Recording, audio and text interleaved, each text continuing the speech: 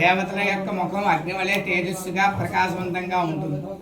అంతేకాకుండా మనం భూమి మీద ఏ యజ్ఞం యాగం ఏది చేసినా అగ్నిహోత్రుడి ద్వారా మాత్రమే దేవతల ఆవిర్భాగాలు అంటే ఆహారాన్ని అందజేయగలుగుతాం అన్నమాట.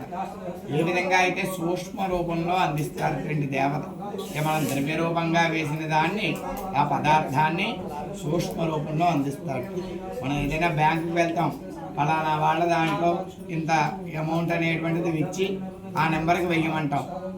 మనం డబ్బులు ఇచ్చిన వ్యక్తి అక్కడే కూర్చున్నాడు, మనం ఇచ్చిన డబ్బులు కూడా ఇంకా అక్కడే ఉన్నాయి, కానీ ఆ నెంబర్ నొక్కి వెళ్ళిపోయింది అంటున్నాడు. నమ్ముతున్నారా? నమ్మట్లేదా? లేదు నువ్వు వెళ్ళలేదు డబ్బులు వెళ్ళలేదని వాదిస్తున్నారా?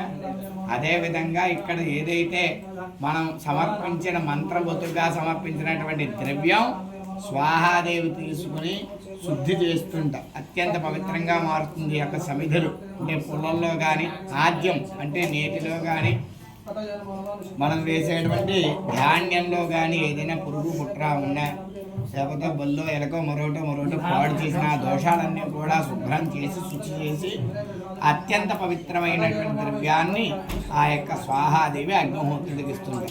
అగ్నిహోత్రుడు వెంటనే గణపతయ ఇదన్న మమ అని వేసామనుకోండి, ఉదాహరణకి గణపతి స్వామి వారికి ఈ ద్రవ్యాన్ని అందిస్తాడు.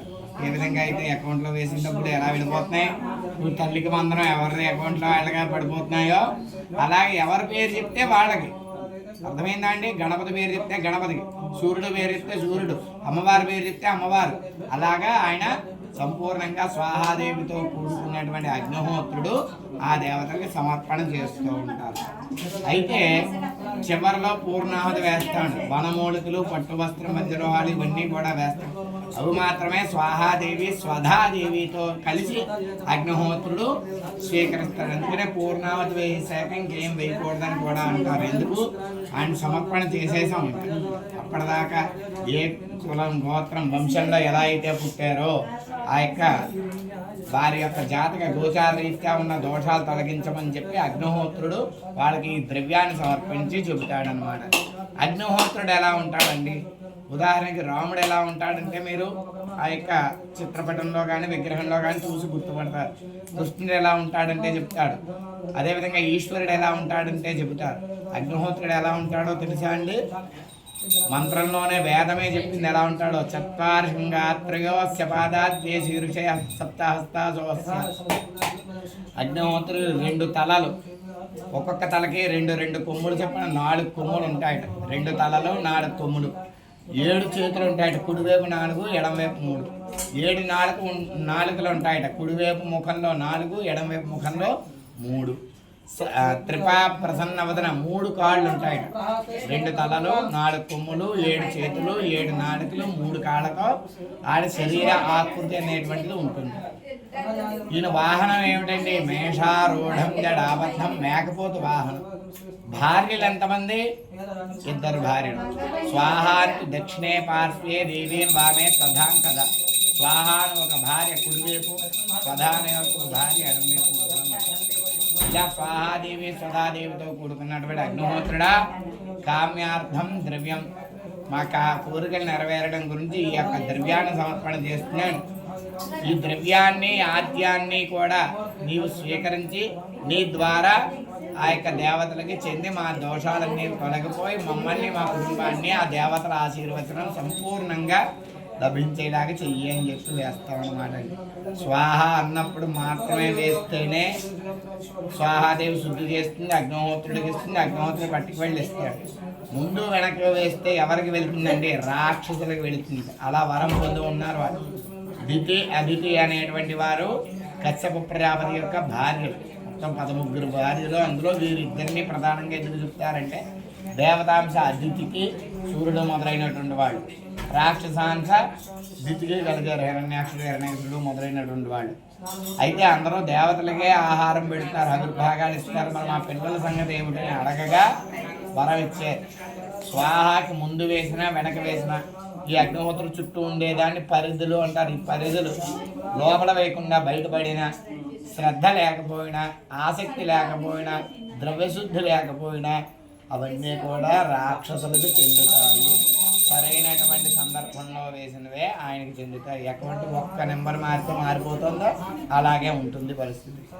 అయితే ఏమిటండి దీనికి దేవతలకు అందితే ఏమిటి, రాక్షసులకు అందితే ఏమిటి?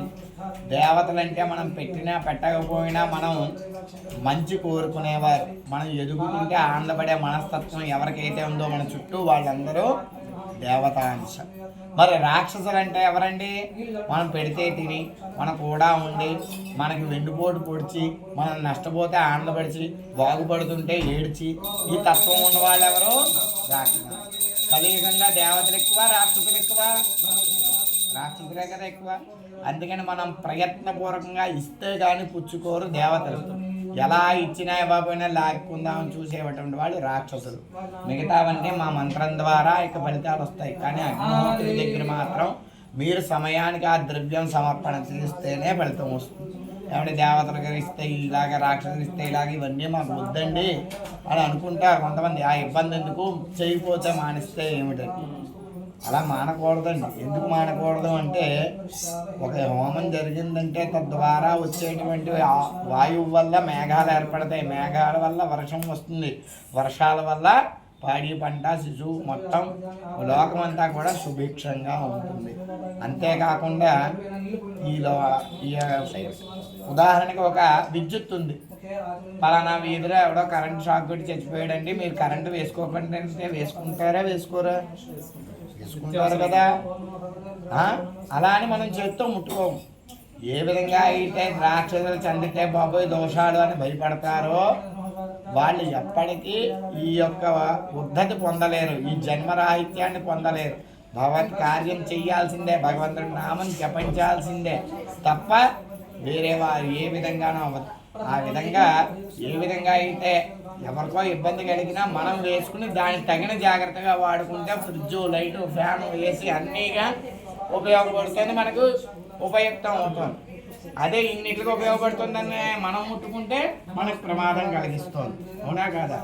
కనుక ఏది ఎలా చేస్తే బాగుంటుందో అలా మేము చేయిస్తాము. మీరు కూడా అనుగుణంగా ఆ సందర్భానికి ఆ ద్రవ్యాన్ని వేసి మంచి మంచి ఫలితాలు పొందాలి, ఇంకా మంచి అభివృద్ధిలో రావాలని చెప్పి అగ్నిహోత్రుడితో సహా దేవతలందరినీ కోరుకుని హోమ కార్యక్రమం ప్రారంభించండి. ఓం గణానాం త్వా గణపతి